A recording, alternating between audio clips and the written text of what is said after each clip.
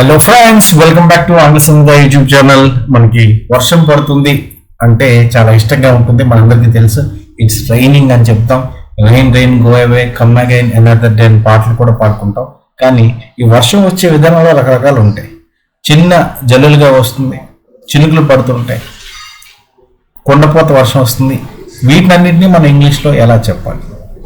సింపుల్గా చెప్పాలంటే light rain, heavy rain, medium rain ఇలా చెప్పచ్చు. కానీ కరెక్ట్గా మనం చెప్పి మన యొక్క ఇంగ్లీష్ లెవెల్ని కరెక్ట్గా ఇంప్రూవ్ చేసుకోవడానికి రైన్ పడే విధానాన్ని బట్టి ఎలా ఎక్స్ప్లెయిన్ చేయాలో, ఎలా ఎక్స్ప్రెస్ చేయాలో నేర్చుకుందాం. రైన్ వస్తుంది, వర్షం వస్తుందని చెప్పడానికి సింపుల్గా మనం ఇట్స్ రైనింగ్ అని చెప్పొచ్చు. ఇట్స్ రైనింగ్ అని చెప్పొచ్చు. అలా కాకుండా అప్పుడే రెయిన్ ప్రారంభమైంది, కొంచెం తుంపరగా పడుతుంది.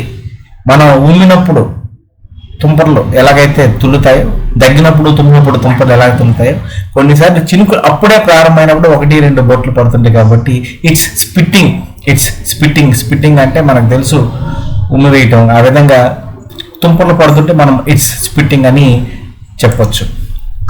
చిన్న చినుకులుగా వస్తుంటే మనం ఇట్స్ డ్రిజిలింగ్ అని అంటాం. చినుకులు అయినట్లయితే మనం ఇట్స్ డ్రిజిలింగ్ అని అంటాం. కొంచెం రైన్ గట్టిగా పడుతుంది, ఇట్స్ హ్యామరింగ్ అంటాం. చినుకులు పెద్ద చినుకులై గట్టిగా మనకి తగులుతుంటాయి. అటువంటి సందర్భంలో మనం ఇట్స్ హ్యామరింగ్ అని చెప్పచ్చు. ఇట్స్ టొరెన్షియల్, ఇంకా కుండపోత రైన్, వర్షం గట్టిగా పడుతుంది, భారీగా పడుతుంది, భారీ వర్షాలు అని చెప్పడానికి మనం we can say like it's torrential. It's lashing అంటే కోడాతో కొట్టడం అన్నమాట. సో వర్షం అంత తీవ్రంగా పడి మనకి తగులుతూ ఉంటే we can say like it's lashing. It's pelting down, ఇంకా విపరీతంగా ఆకాశానికి చిల్లులు పడినట్లు కనుక వర్షం పడినట్లయితే మనం ఇట్స్ పెల్టింగ్ డౌన్ అని చెప్పచ్చు. ఇట్స్ బకెటింగ్, బకెట్లతో మనం నీళ్లు ఉంపినట్లు.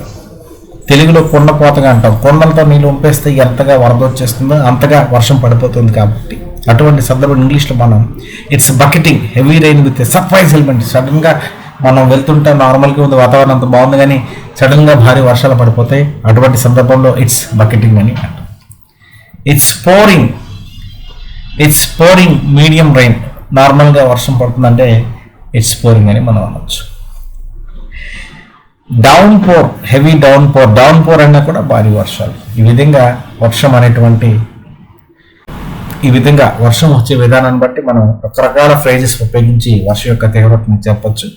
ఇలా మనం ఈ తీవ్రతల్ని, వర్షం కానీ, నవ్వు కానీ, మన యొక్క ఫీలింగ్స్ కానీ ఇలా కరెక్ట్ పదాలతో చెప్పినట్లయితే మన ఇంగ్లీష్ అవతల వాళ్ళకి సరిగ్గా వ్యక్తం అవుతుంది.